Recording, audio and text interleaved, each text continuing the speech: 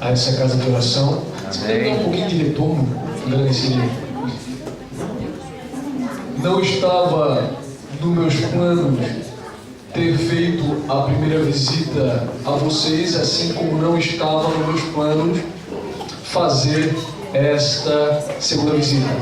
Até mesmo porque quando eu vim à Europa, eu vim no mês de dezembro, eu vim com um grupo da Universidade Federal de Santa Catarina. Nós vamos fazer um curso na Universidade da Sorbonne em Paris. E eu, quando entrei no avião, eu estava bem decidido. Eu disse: Senhor, essa vez eu vou à Europa, vou para estudar e passear, não quero saber de pregações. Mas a coisa não é como nós decidimos. Muitas vezes nós fazemos os nossos planos, mas quem dá a última palavra é o Senhor. E eu lembro que a primeira vez que eu vim aqui, que eu preguei, eu lembro que o pastor Elias tinha me emprestado as roupas dele, porque eu não vim com roupa para pregação, até mesmo porque, como eu disse, não estava nos meus planos. E a segunda vez agora eu estou com a roupa do pastor Tony, né? Como é que eu estou no modelo do pastor Tony? Mas amém. Eu disse: Senhor, amém. É tu que dirige as coisas. Aleluia. E o meu pastor ontem me escreveu, porque eu estava com passagem marcada para o Brasil agora, no início de fevereiro, para voltar. E devido aos convites para pregar, eu então vou trocar a minha passagem, né? E o meu pastor me escreveu dizendo: você tem a minha bênção para fazer o trabalho, para pregar. Porque isso foi um princípio que eu aprendi. E como o pastor falou, na minha igreja eu não sou pastor. O problema que acontece é que, desde muito novo, já na minha adolescência, eu comecei a ministrar na área de libertação e vim durante os anos estudando muito sobre esse tema e ministrando não somente na minha denominação, como em várias denominações, não somente no Brasil, quanto no mundo. E devido a esse trabalho, sempre me chegam muitos convites, mesmo não sendo pastor. Porém, o meu pastor sempre me deu a bênção. Ele disse: Gilberto, tu tens um chamado de Deus para trabalhar numa área determinada, e não serei eu que serei o empecilho. Então tu tens a minha bênção para a ministração. E como não estava nos meus planos ficar no mês de fevereiro na Europa, eu escrevi para ele dizendo, e ele disse: você tem toda a minha bênção para fazer o trabalho. Então que assim seja. Amém. E como eu disse para vocês, como não estava nos meus planos, então eu peço a Deus que a minha passagem por esse lugar seja de edificação. Eu sempre digo ao Senhor que no momento em que eu pregar e ministrar e pessoas já não sejam mais edificadas, eu já não tenho mais por que continuar. Então eu espero que sim, que a minha passagem seja de edificação para o povo de Deus. Amém. Claro que reconheço que tenho anos de estudo, tenho anos de experiência na área ministerial, porém há um princípio que eu nunca esqueço. Foi o princípio que, quando Jesus lavou os pés dos discípulos, ele disse: vocês me chamaram de mestre e eu lavei os pés de vocês. Agora no momento vocês não entendem, mas vocês entenderão no futuro. Então o princípio da bacia, eu chamo assim, para mim sempre foi muito clara. E por isso eu quero dizer para vocês que a minha passagem aqui, eu chego nessa igreja como servo de vocês. Não chego aqui como aquele que veio ensinar, muito pelo contrário. Eu chego aqui como aquele que veio para servir. O servo, ele não foi chamado para ser servido. Isso para mim sempre foi muito claro. Então eu chego aqui para servi-los. Sou servo de vocês. Aleluia. Durante o período que eu estiver nessa igreja. O pastor disse dos meus 15 dias em Israel. Fui a Israel, não fui a turismo. Na Universidade Federal sou membro do núcleo de pesquisas do Oriente Médio, e na universidade eu desenvolvo toda uma pesquisa da relação das Nações Unidas no conflito árabe-israelense. Hoje tem sido o meu tema de pesquisa, e eu fui em Israel fazer uma pesquisa de campo. Tive a missão de ir lá e entrevistar árabes e judeus para saber o que a população civil de que maneira a população civil encara o conflito realizado entre árabes e judeus. Fiquei 15 dias lá entrevistando judeus árabes, fui nas cidades palestinas, entrei nos campos de refugiados, falei com as pessoas, visitei escritórios da ONU, E agora reuni todo o material e voltando para o Brasil, eu devo continuar fazendo análise dessa pesquisa, porque junto com doutores em Direito, acredito que breve esse livro, essa pesquisa se tornará um livro também para o nível acadêmico. E gostaria de nessa manhã meditar com vocês, o tempo avança, meditar com vocês no texto de Mateus, capítulo 14, o versículo 22. Lhes pediria que se colocassem de pé, fazendo favor.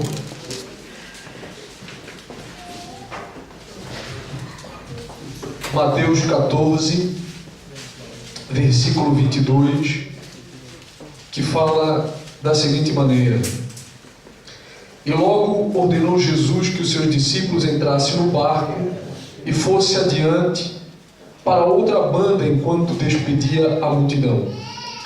E despedida a multidão, subiu ao monte para orar à parte. E chegada já tarde, estava ali só. E o barco estava já no meio do mar, açoitado pelas ondas, porque o vento era contrário. Mas à quarta vigília da noite, dirigiu-se Jesus para eles, caminhando por cima do mar. E os discípulos, vendo caminhar sobre o mar, assustaram-se, dizendo: é um fantasma, e gritaram com medo. Jesus, porém, lhes falou logo, dizendo: tende bom ânimo, sou eu, não temais. E respondeu-lhe Pedro e disse: Senhor, se és tu, manda-me ir ter contigo por cima das águas. E ele disse: vem. E Pedro, descendo do barco, andou sobre as águas para ir ter com Jesus. Mas, sentindo o vento forte, teve medo e começou a ir para o fundo. Clamou, dizendo: Senhor, salva-me. E logo Jesus, estendendo a mão, segurou e disse: homem de pouca fé, por que duvidaste? E quando subiu ao barco, acalmou o vento. Então aproximaram-se os que estavam no barco e adoraram, dizendo: és verdadeiramente o Filho de Deus. Lhes convido a fechar os olhos mais uma vez. Espírito Santo, esse é um momento que eu julgo o mais importante do culto, porque é o momento em que paramos para analisar e para meditar na Tua Palavra.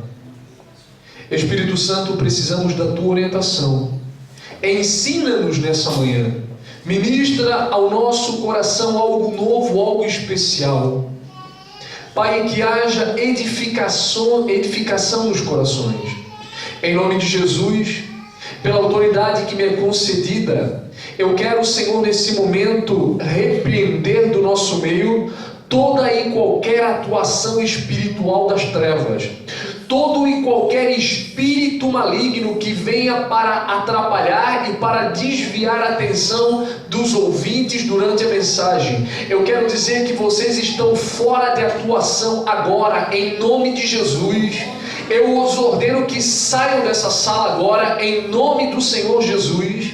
Pai, que os teus anjos estejam aqui armados, prontos para a guerra, e que o teu Espírito encontre livre acesso no nosso meio e nos nossos corações.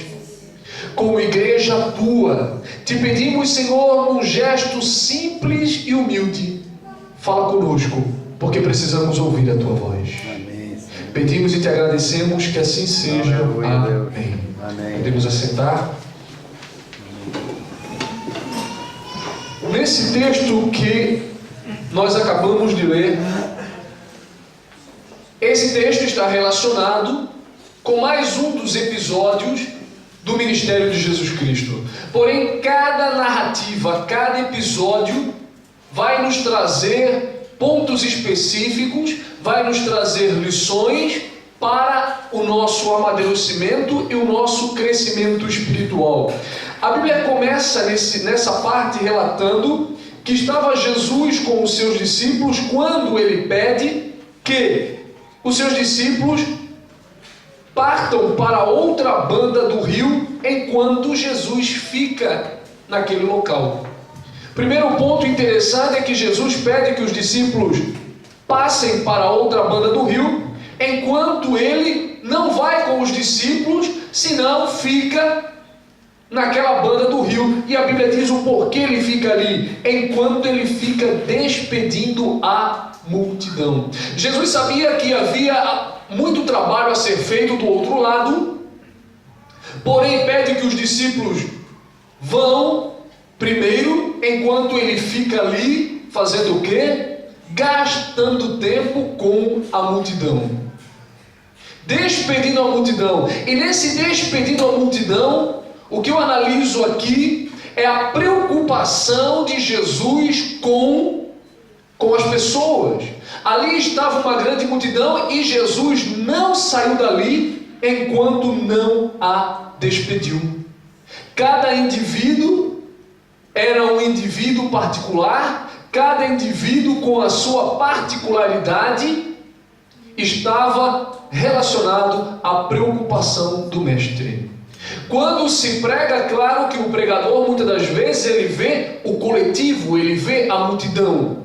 Porém, o olhar de Jesus não é esse olhar coletivo, porém um olhar individual específico. Cada um de nós é alguém no meio da multidão. Amém. Isso é interessante.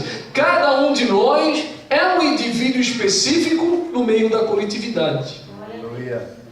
E a Bíblia fala no versículo 23, e despedida a multidão, subiu ao monte para orar à parte. E chegada já tarde, estava ali só. Jesus só se retira para o seu momento de oração após ter gastado tempo suficiente com todos aqueles que haviam lhe procurado.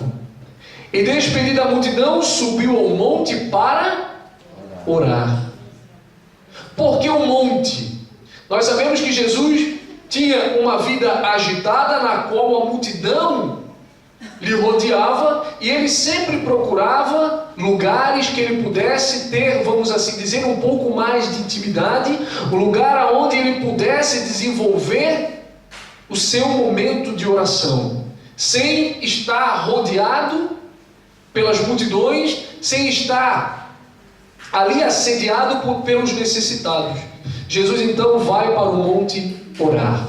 É interessante que nós poderíamos perguntar, mas ele era o Filho de Deus? Será que ele tinha necessidade de passar momentos em oração? Não podemos esquecer um detalhe específico do ministério de Jesus Cristo, que era: este homem estava em carne humana. Este ser divino se fez um de nós, tendo as mesmas limitações e as mesmas necessidades. E, estando em forma humana, Jesus sentia sim a necessidade de passar momentos em oração. Ele sabia que o seu ministério precisava ser nutrido também por momentos de oração. E é fantástico, se nós pararmos para analisar com mais cuidado, nós veremos o quanto esse ministério deste homem foi auxiliado pelo momento de oração. E se o mestre, sendo mestre, passou tanto período em oração, o que diremos nós como servos, nós como discípulos?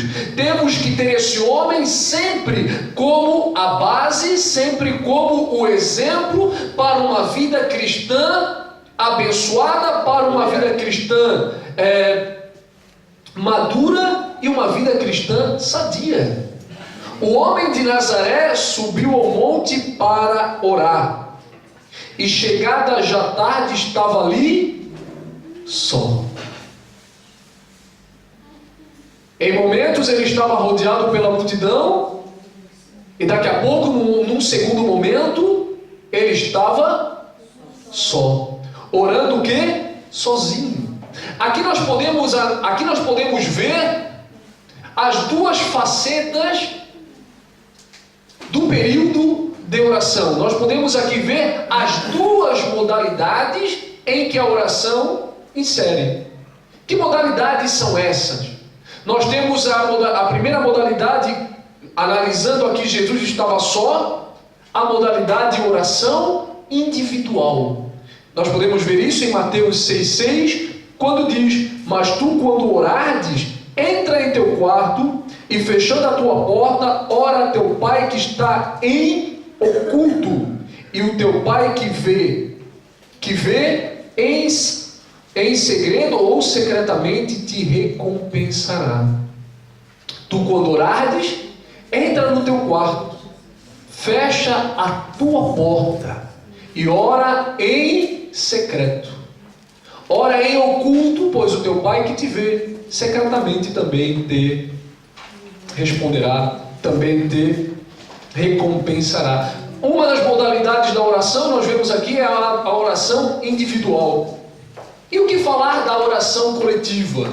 A oração em que estamos todos juntos. Essa é uma segunda faceta da oração, visto que a oração ela tem muitas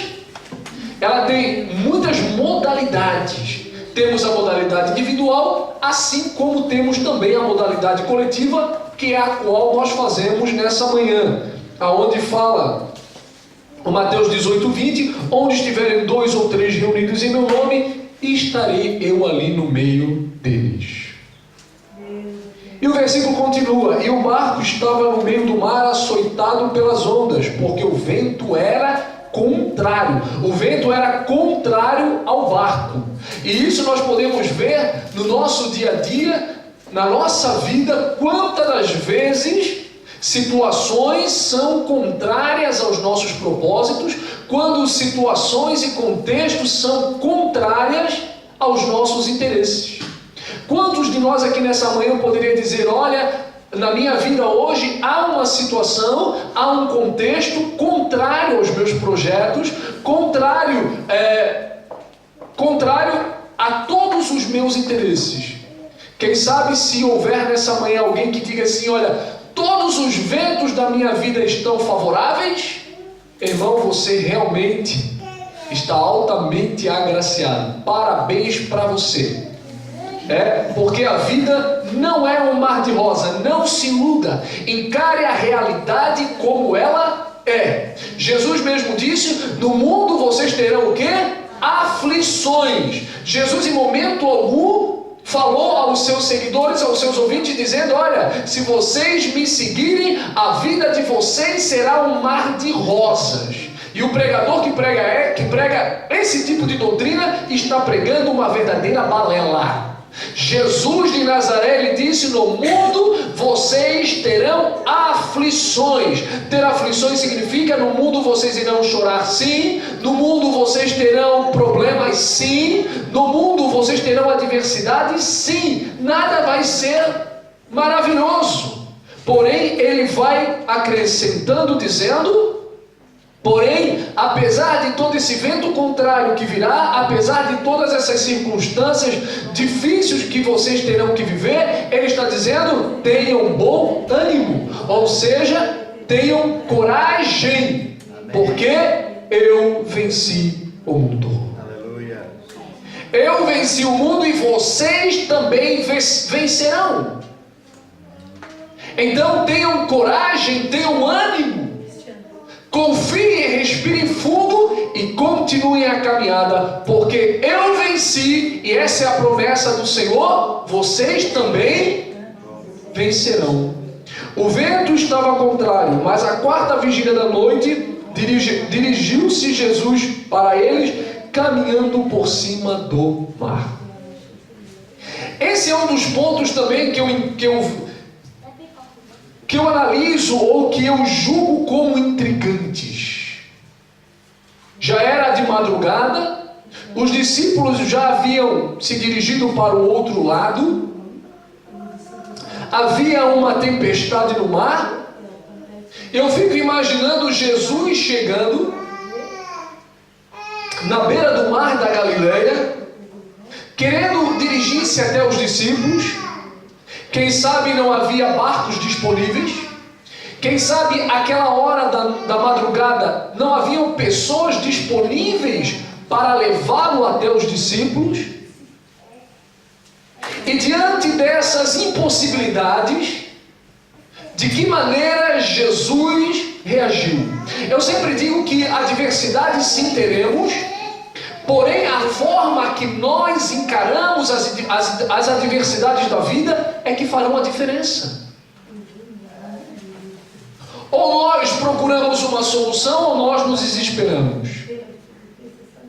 O Mestre Jesus chegou diante do lago e simplesmente, mesmo sendo um homem, ele ignorou as leis físicas e naturais. Jesus simplesmente ignorou a lei da gravidade. Aquele homem simplesmente começa a caminhar sobre o mar. Aleluia. Aquele homem caminha sobre o mar. Mas fica-nos aqui uma questão. Um homem simples e natural, ele pode caminhar sobre o mar? Jesus fez isso porque ele era o Filho de Deus? Uma boa pergunta. É algo que nós temos que analisar, visto que muitas das vezes nós corremos os nossos olhos nos textos sagrados, porém sem uma análise mais criteriosa dos fatos. Eu lhes pergunto, meus irmãos, Jesus caminhou por cima das águas por ser Jesus ou por conhecer alguns princípios espirituais? Marcos 9:23, Jesus fala da seguinte maneira: se tu pode crer, o que ele fala?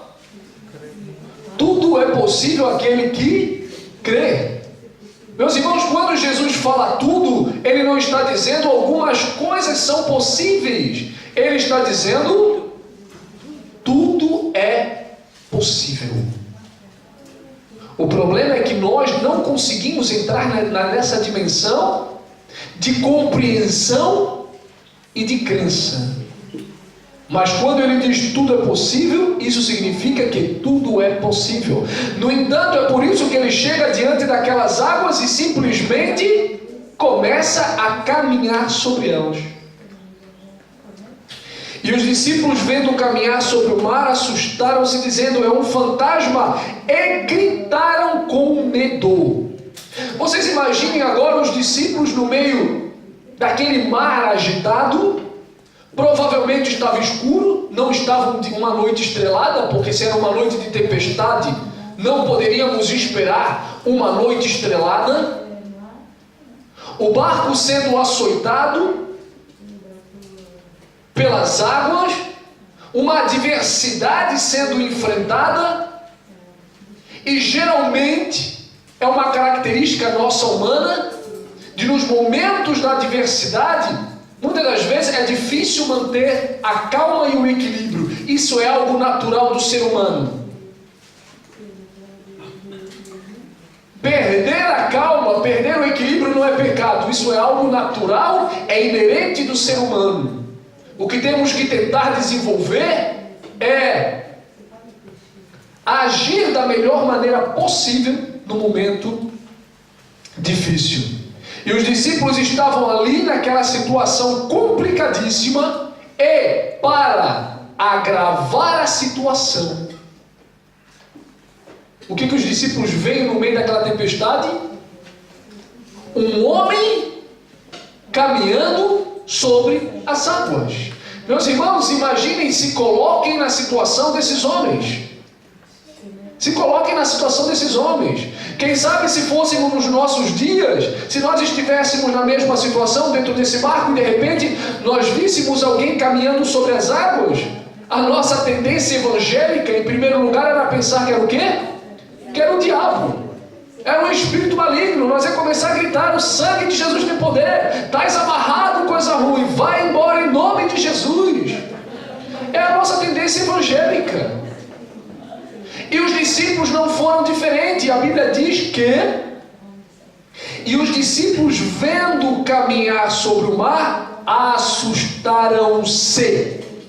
Os camaradas não ficaram tranquilos, não.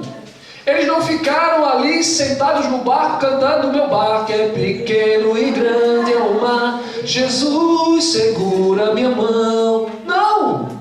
como homens naturais, eles se assustaram. E as adversidades da vida nos assustam. Elas tiram a nossa paz, elas tiram a nossa tranquilidade. Assustaram e dizendo, é um fantasma. Falaram, é uma assombração. O que é isso? É um poltergeist. É assombração. Com certeza naquela época já ouviam histórias de monstros no mar, de fantasmas, sereias, encantamentos. E naquele exato momento os discípulos não estavam diante de uma história de pescador. Os discípulos estavam diante de uma história real, de uma situação assombrosa. É um fantasma, é um espírito, há um ser caminhando na nossa direção. E a Bíblia diz que o que eles fizeram? Eles gritaram. Agora vocês imaginem aqueles homens calejados, homens pescadores experientes. Eles não eram qualquer tipo de pescadores, eram pescadores experientes. Aqueles homens gritaram. O desespero bate. Quando a situação difícil pega mesmo, até os barbados gritam. É a nossa natureza humana. E por que os discípulos não reagiram de uma outra maneira? Assim como eu poderia perguntar por que nós não reagimos de maneiras diferentes. Os discípulos gritaram. E aqui o versículo está dizendo que gritaram com medo. Só imagina um olhando para a cara do outro assim, oh, meu Deus, o que é isso? Fantasma. Isso existe mesmo, isso não é história. Estamos vendo, caminhando sobre as águas. E o pior não é isso. O pior não é que ele só está caminhando sobre as águas, não. Ele está vindo em direção do barco. Era só o que faltava, o barco já está quase afundando. E agora, para complementar o negócio, o fantasma está vindo na nossa direção. O que nós fizemos para estar enfrentando isso? Meus irmãos, a situação foi complicadíssima. Quem sabe você possa dizer nessa manhã, a minha vida também está complicadíssima. Jesus, porém, lhes falou logo. Eu gosto muito quando esse advérbio de tempo aparece no texto. Lhes disse logo. No momento em que Jesus viu a tribulação toda que estava acontecendo com os discípulos, ele agiu rapidamente. Esse logo quer dizer que ele entrou em ação rápido quando ele viu a situação dos discípulos. Jesus, porém, lhes falou logo dizendo, tende bom ânimo. Eu acredito que Jesus não deve ter falado isso baixinho, ele deve ter gritado. Isso é uma interpretação minha. Por quê? Era noite de tempestade, barulho do mar. Os discípulos estavam gritando. Só imagina a barulhada. Jesus, para se fazer ouvir, com certeza deve ter gritado também. Primeira coisa que ele disse é tenham bom ânimo, ou seja, tenham coragem. Meus irmãos, quantas vezes nos falta a coragem? Eu diga. Quantas vezes nos falta a coragem? Mas foi o primeiro que Jesus disse. Tenham bom ânimo. Sou eu. Quem diz? Como quem diz, não é fantasma não. Não é assombração não. Não é coisa do outro mundo. Sou eu. Não temais. Não temais. Não temais.